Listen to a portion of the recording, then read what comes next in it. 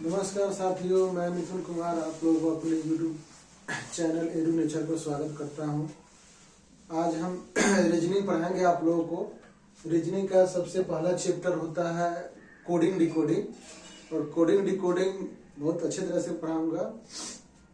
सबसे पहले तो आप देखिए, कोडिंग डिकोडिंग के लिए सबसे पहले आपको अल्फाबेट के 26 लेटर पूरा का पोजीशन नंबर इट मीन्स कहने का मतलब है कि ए किस जगह पे आएगा, बी किस नंबर पे आएगा, सी किस नंबर पे आएगा। जैसे यहाँ ई है, ई पर क्या है, ई के नीचे 5 है, एफ के नीचे 6 है, जी के नीचे 7, यानी कि इसका पोजीशन नंबर आप लोगों को याद रहना चाहिए। जैसे रेंडमली आपसे पूछ दिया जाए कि यू का मान क्या होता है, यू का पोजीशन नंबर क्या होता है, तो आप लोग क्या कहेंगे, 21 होता है। टी पूछेगा तो उसके बाद में क्या होता है, तो टी का मान होता है 20, यू बोलेगा तो 21, भी बोलेगा 22, इसी तरह जे 26। इसी तरह से आप लोगों को सारे नंबर जो है याद रहने चाहिए।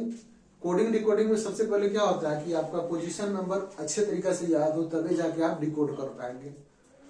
तो हमने सबसे पहले बेसिक से हमने शुरू किया है, कोडिंग डिकोडिंग बेसिक से। आप लोगों को रीजनिंग चैप्टर का पहला चैप्टर होता है कोडिंग डिकोडिंग, जो आप लोगों को बहुत अच्छे तरीके से आना चाहिए। ये चीज आपको जो है ना कंपटीशन लेवल तक ले, मतलब हर वो कंपटीशन एग्जाम जिसमें आपको ये चीज की जरूरत पड़ता है, कोडिंग डिकोडिंग का। कोडिंग डिकोडिंग का बहुत बड़ा भास्ट चैप्टर है, मतलब लेकिन शुरुआत इसी से होता है। करने का मतलब है कि आप लोगों को सबसे पहले होता है ना कि शुरुआत में जो नॉलेज हमको चाहिए शुरुआत में, वो सबसे पहले यहीं से शुरू होता है। कोडिंग डिकोडिंग का अल्फाबेट आपको पोजीशन नंबर याद होना चाहिए। तो हमने यहाँ से पूरा लिखा है, जैसे ये टू जेड तक लिख दिया है, सबका जेड तक लिखे हैं पोजीशन नंबर, और आप लोगों को ये सब याद रहना चाहिए। आराम से याद हो जाता है, एकदम इजी वे में याद हो जाएगी। 1 से 2 बार 3 बार आप इसको लिख लीजिएगा अपने कॉपी पर, 1 से 2 बार दोहरा दीजिएगा ना, ये आराम से याद हो जाएगा। ठीक है, 1 से 2 बार। हमने भी शुरू में याद करने की कोशिश की तो थोड़ा परेशानी दिखाई दिया, लेकिन 1-2 बार लिखे तो आराम से लिख के याद हो गया हमारा पोजीशन नंबर। डब्ल्यू का कितना होता है, एस का कितना होता है, वाई का कितना होता है, जेड का कितना होता है, आराम से याद हो जाता है। आपको कोई टेंशन नहीं है, आप 1-2 बार लिखिएगा कॉपी पर, अपने बढ़िया से याद हो जाएगा। तो ये तो हो गया शुरुआती अल्फाबेट का पोजीशन नंबर, जो आप लोगों को याद रहना चाहिए कोई चीज को डिकोड करने के लिए। कोडिंग डिकोडिंग का मतलब क्या होता है, कोई चीज आपको कोड में दिया रहता है, कोड में दिया रहेगा और उसी को डिकोड करना पड़ता है। जैसे आपको यहाँ पर मान ली, यहाँ पर आपको दिया रहेगा जैसे ABCD, इस तरह से दिया रहेगा, और यहाँ पर फिर दिया रहेगा क्या, EFGH, इस तरह से दिया रहेगा। उसी तरह आपको यहाँ पर बोलेगा, जैसे इसका 1 हो गया, इसका 2, 3, 4, तो यहाँ पर क्या करेंगे, इसका क्या हो जाएगा, यहाँ से हो जाएगा 5, 6, 7, 8, इसी तरह से डिकोड कर देना है। बहुत सारा आप लोगों को सवाल में यहाँ पर बना के दिखाऊंगा आप लोगों को। आप लोगों को सबसे पहले हम बताना ये चाहते हैं कि ABCD का जो पोजीशन नंबर होता है वो याद रहना चाहिए। पोजीशन नंबर याद रहेगा, आराम से सब चीज बन जाएगा। ठीक है, और ये तो हो गया। दूसरा होता है अपोजिट लेटर। अपोजिट लेटर इसका मतलब होता है जैसे कि 2 अल्फाबेट लेटर को जब हम लोग योग करते हैं, यानी सम करते हैं, सम मतलब योग करते हैं, तो उसका जो सम होगा वो 27 के बराबर होगा, 27 के इज इक्वल टू होगा। तो देखिए यहाँ पे हम लिखे, जैसे ए का पोजीशन नंबर होता है 1, जेड का पोजीशन नंबर होता है 26, और दोनों को ऐड किए तो कितना होगा 27। यहाँ पे बी का पोजीशन नंबर होगा 2, वाई का पोजीशन नंबर होगा 25, दोनों का योग किया तो कितना हो जाएगा 27। इसी तरह से आप लोगों को सेम कुछ करना नहीं है, सिर्फ इसका अपोजिट जेड। यहाँ पे हमने लिखे हैं अपोजिट लेटर। जैसे ए के अपोजिट क्या होता है जेड, बी के अपोजिट क्या होता है वाई, सी के अपोजिट क्या होता है एस, डी के अपोजिट क्या होता है डब्ल्यू, ई के अपोजिट क्या होता है भी। कहने का मतलब है कि दोनों अल्फाबेट लेटर को हम लोग जब जोड़ते हैं तो दोनों का योग 27 आना चाहिए। आपसे रैंडमली कुछ पूछ दे यहाँ पर टी का अपोजिट लेटर क्या है, तो टी को सबसे पहले हम क्या देखें, टी हो गया मेरा 20, पोजीशन नंबर टी का पोजीशन नंबर होगा 20, और हमको लाना है, बोलेगा इसका अपोजिट क्या होगा, इसके अपोजिट में कौन लेटर आएगा, तो टी के अपोजिट में क्या होगा। तो सबसे पहले तो हम लोग देखेंगे कि दोनों का योग कितना हो गया 27 इट मीन्स पहला नंबर 20 हो गया तो नेक्स्ट नंबर क्या होगा 7 होगा। दोनों को जब जोड़ेंगे तो 27 आएगा।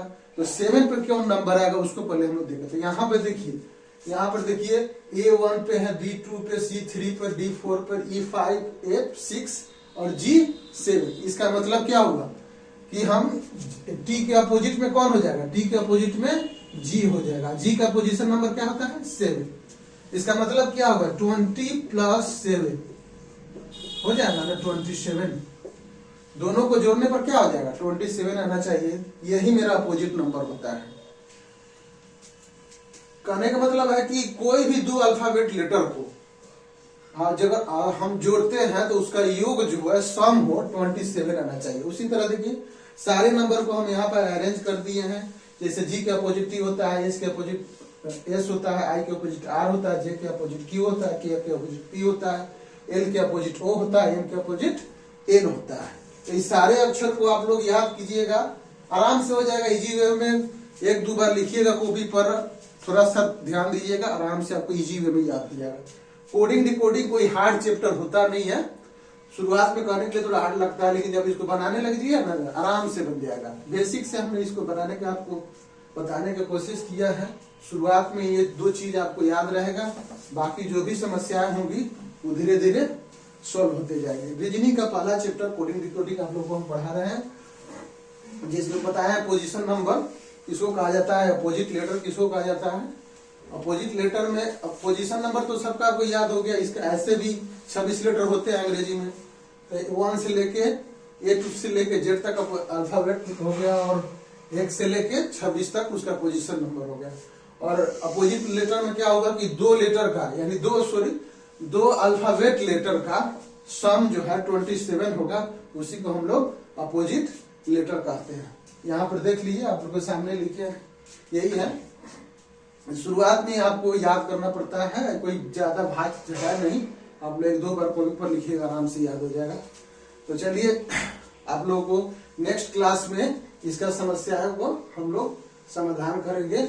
उम्मीद करते हैं जो पढ़ाए हैं अच्छा लगा होगा। और रीजनिंग का पहला चैप्टर हम लोग पढ़ा दिए। उसके बाद क्या नया चैनल है दोस्तों मेरा, थोड़ा आप लोग सपोर्ट कीजिए। अच्छा लगे तो लाइक कीजिए, सब्सक्राइब कीजिए, कमेंट कीजिए। और धीरे धीरे हम बहुत अच्छा से पढ़ाएंगे रीजनिंग आप लोगों को। आप लोग शुरुआती क्लास है, थोड़ा सा इसको सपोर्ट कीजिएगा, और आगे भी आप लोगों को पसंद आएगा तो हम कंटिन्यू करेंगे। नमस्कार।